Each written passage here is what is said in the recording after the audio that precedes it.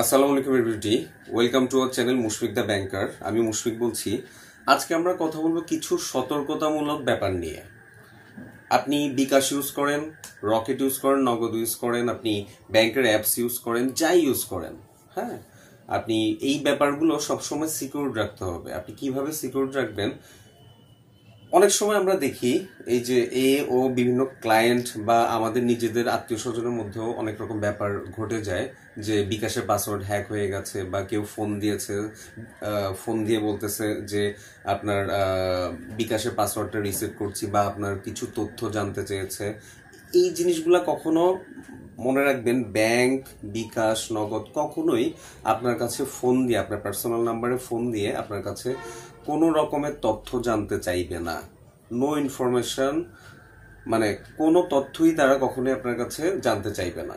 ওকে, সেটা ব্যাংক হোক, সেটা বিকাশ হোক, সেটা নগদ হোক, সেটা রকেট হোক, কোনো ফাইন্যান্সিয়াল মানে ইনস্টিটিউশন থেকে কখনোই আপনার কাছে এই ধরনের কোনো তথ্য জানতে চাইবে না। চাইলে আপনি ভাববেন এটা ফ্রডলেন্ট অ্যাক্টিভিটি আপনার কাছে, মানে আপনার ওই বিকাশ অথবা ওই ব্যাংকের অ্যাপস হ্যাক করার জন্য আপনার কাছে এই ধরনের তথ্যগুলো জানতে চেয়েছে। আপনি সাথে সাথে এটা মানে আপনি পার্সোনালি এটা ডিটেক্ট করে সাথে সাথে ফোনটা কেটে দিবেন, অথবা যা বলার বা যা করার আপনি থানায় ডায়েরি করতে পারেন, যা করার আপনি করবেন, নো ইস্যু। বাট এই আপনার কোনো ইনফরমেশন কখনো কারোর সাথে শেয়ার করবেন না। আর কিছুদিন পর পর প্রত্যেক মাসে এটা উচিত আপনার পাসওয়ার্ডগুলো চেঞ্জ করা, সেটা ফেসবুকের হোক, সেটা বিকাশের হোক, সেটা আপনার জিমেইলের হোক।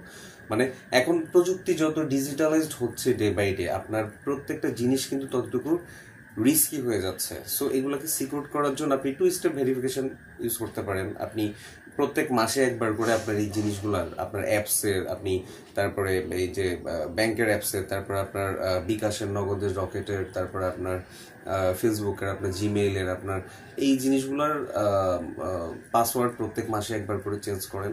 এক মাসে না পারেন 2 মাসে চেঞ্জ করেন একবার করে। তারপরে আপনি অনেকে দেখা যায় ওনাদের ডেবিট কার্ডের পাসওয়ার্ড 3-4টা কার্ড আছে, ক্রেডিট কার্ডও আছে, সব পাসওয়ার্ড সেম দিয়ে রাখে যাতে ভুলে না যায়। ভাই আমিও মাঝে মাঝে এরকম, আমার এক একটা কার্ডের পাসওয়ার্ড এক এক রকম, মাঝে মাঝে হ্যাং হয়ে যায়, ভুলে যায়। বাট এগুলা মনে রাখতে হবে, এই জিনিসগুলাই করতে হবে। প্রত্যেকটা কার্ডের পাসওয়ার্ড একরকম দেওয়া যাবে না। আপনার অবশ্যই জন্মের তারিখ বা জন্ম সন দিয়ে আপনি কখনো পাসওয়ার্ড কোনো কিছু ক্রিয়েট করবেন না। ওকে, এগুলা ডিটেক্ট করা খুব সহজ। সো মানে এক একটা কার্ডের পাসওয়ার্ড এক এক রকম দিবেন, এক একটা আপনার ডিভাইসের বা এক একটা অ্যাপসের পাসওয়ার্ড এক এক রকম করে দিবেন, সব সেম দিবেন না। Okay guys, thank you so much, ভালো থাকবেন, আসসালামু আলাইকুম।